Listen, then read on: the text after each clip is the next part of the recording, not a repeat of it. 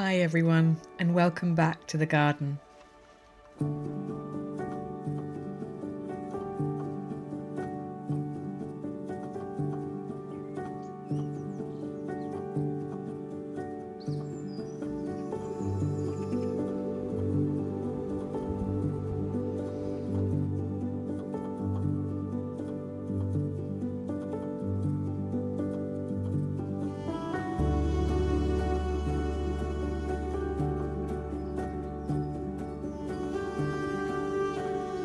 It's now summer, and I've been working in the cut flower garden.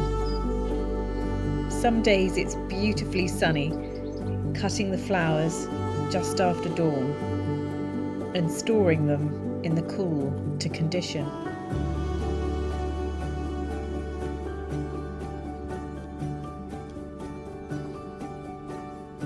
Other days have been cooler and damper. The flowers have had to dry before working with them.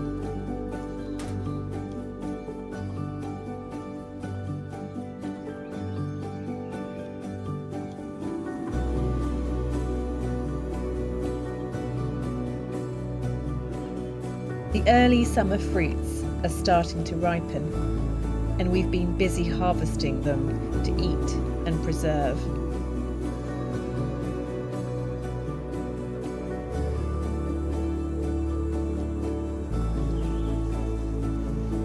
The veg garden has been a little slower than usual, but we've had plenty of broad beans, peas and salads to enjoy.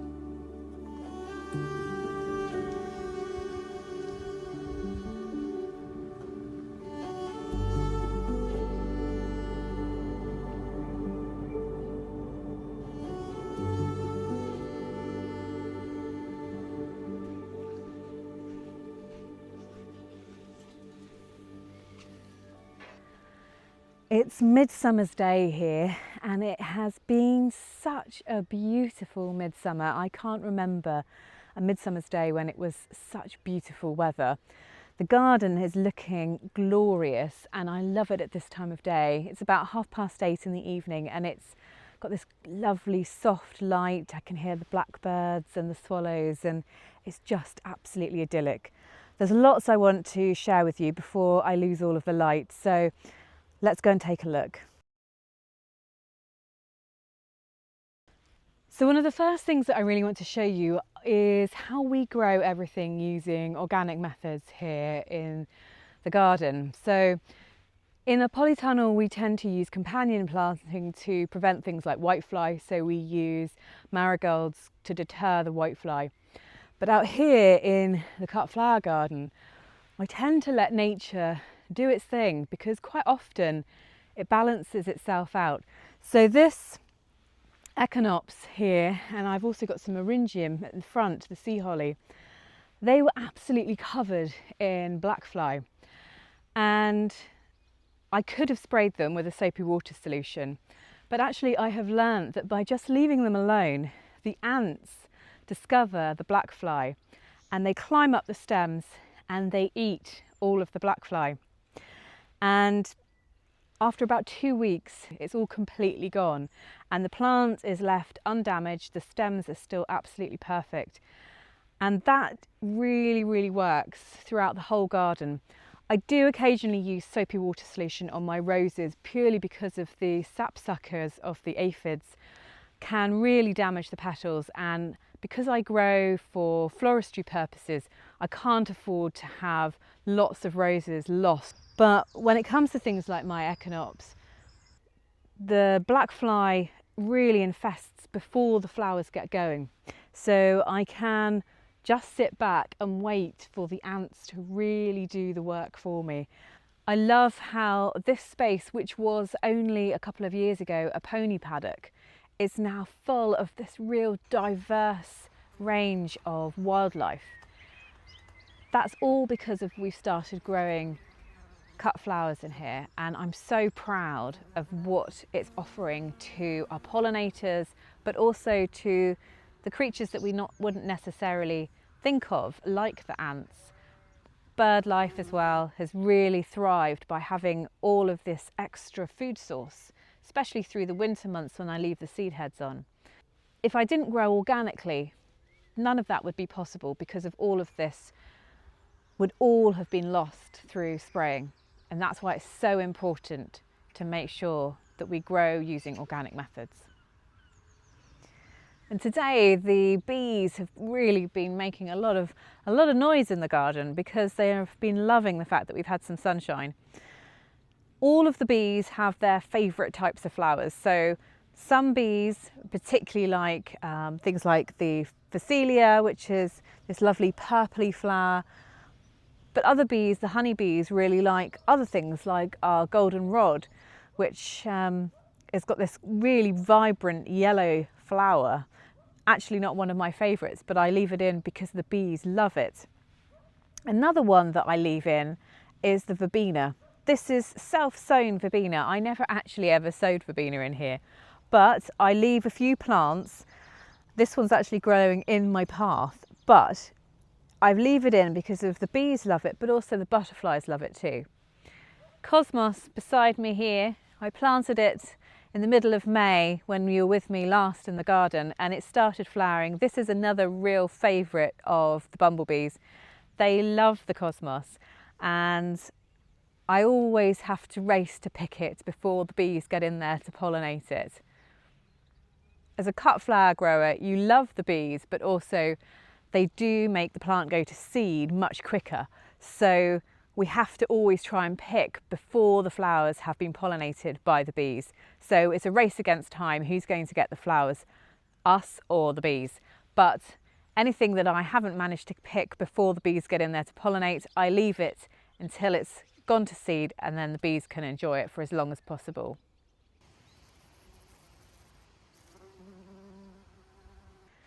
Another one of the plants that the bees love is the Canterbury bells, the campanula.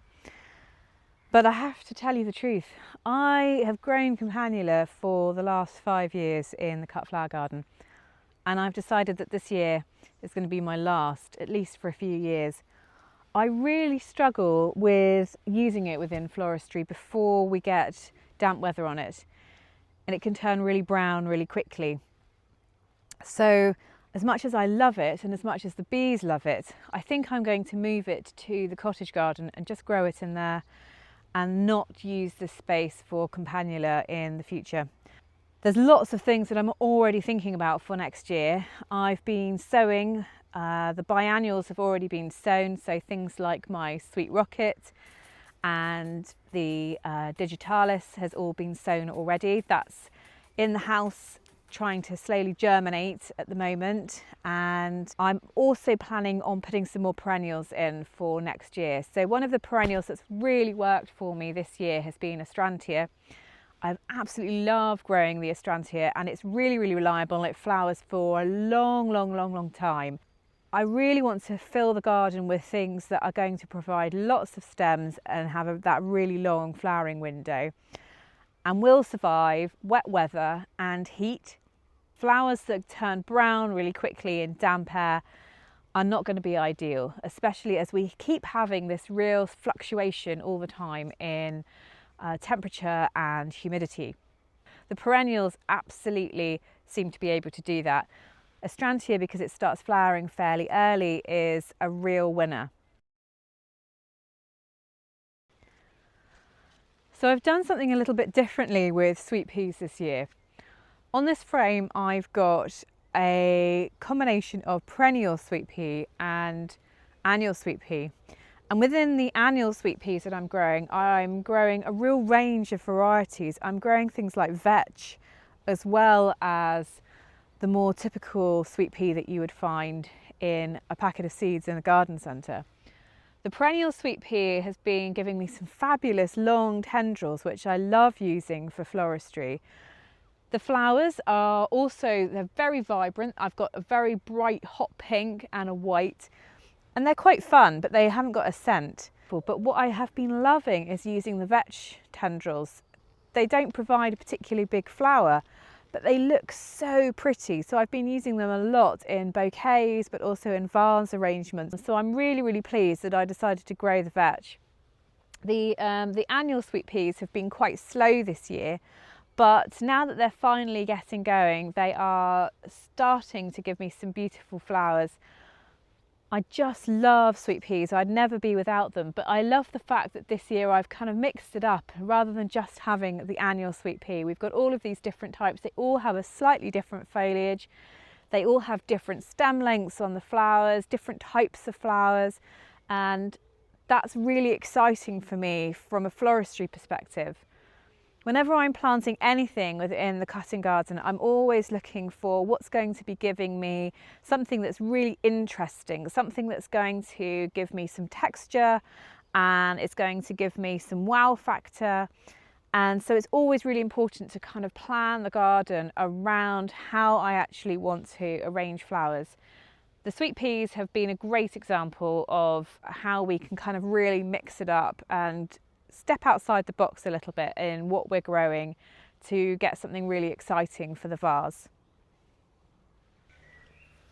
We're starting to lose the light now, but before it goes completely and I have to say goodbye to you, I just thought I'd quickly say it's not too early to start saving seeds. So I'm here amongst my patch of Nigella. Nigella, as much as I love her, has been quarantined. So these are my spring bulb beds, and there are also quite a few weeds in here too. But Nigella has been quarantined out here. So I sowed Nigella about 5 years ago, and ever since then she just keeps on reseeding everywhere. So I don't grow in the cut flower garden Nigella anymore because she would just take over. But these amazing seed pods are so architectural. They look really beautiful in flower arrangements. They also look really great dried, but it's so easy to collect the seed from Nigella.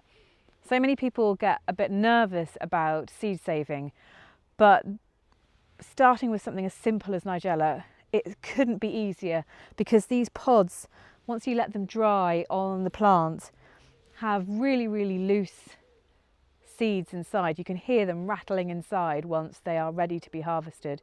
And you just split the pod open and you can tip the contents into an envelope and label it, and then sow it in February, early March, and then you have a beautiful crop of Nigella. You can also autumn sow it. It's a hardy annual, so you could sow your seed in September and then plant it out, and it will overwinter and produce an earlier crop. I love Nigella. I wouldn't be without it, but I always advise people to use it with caution. Put it in an area where you don't mind it spreading, because it really will spread. It's one of my favourites, but she stays out here. And before we lose the light completely, which we almost have, I really couldn't go without showing you the polytunnel really quickly and how our self-sown annuals are doing, because they're actually doing better than some of the ones that I sowed myself. So things like this Ami Magus, this is all self-seeded from last year when I grew Ami in here, and it scattered its seed everywhere, and it's just popping up all throughout the polytunnel. So that's a real lovely bonus, because it's going to give me some slightly later flowers. I've also got larkspur in here, which last year I grew larkspur and it's sent its seed everywhere. And this one is actually growing out of a crack in the path. Ironically, I sowed larkspur, which is quite a difficult plant to germinate sometimes, and it didn't germinate for me. But the larkspur that's self-seeded is coming up really beautifully, and I've got some behind me which is over 2 meters in height, doing really, really well. So I'm really starting to understand that plants that are in the polytunnel work really well if I will sow them into drills, I think, and see what comes up. We've got quite a few weeds in here, so I've got to really try and make sure that what I'm not doing is hoeing out all of the new seedlings that start coming up. But things like my Levitera, Melope, Ami Magus, wild carrot, larkspur, I really think might benefit from sowing in drills in the tunnel without me having to use compost and all of that time and energy in getting it to germinate, when clearly it quite likes just germinating in the soil without me doing anything to it. Right, we really are losing the light, so I'm going to have to go. But thank you so much for joining me. It's been quite a whistle-stop tour, this June visit to the garden, but we've been so busy on working on some fabulous weddings. But July, things settle down a little bit. So I really hope to bring you a little bit more detail on what we're doing in the garden in the month of July. And I really hope to actually arrange some flowers with you as well. So I look forward to seeing you then. Bye.